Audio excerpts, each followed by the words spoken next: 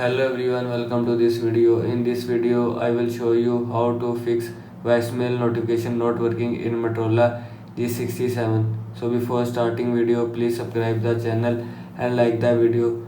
So let's start the video without wasting time. First of all, turn off do not disturb. Open settings. Now in settings, scroll down. Click on sounds and vibration. Click on do not disturb and click on turn off now. After click on turn off now, turn off do not disturb from your phone. Now go back. After that, restart device. Swipe down, open quick setting panel. Click on power off icon and click on restart. After click on restart, restart your device. Now go back. After that, allow notifications.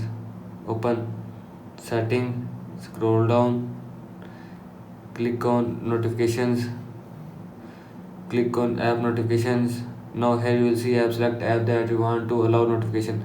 After selecting app, turn on this button. After turning on this button, allow notification from your phone. Now go back.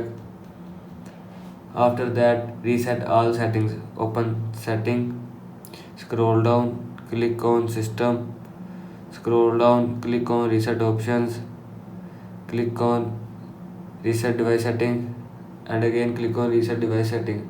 After click on reset device setting, all setting will be reset from your phone.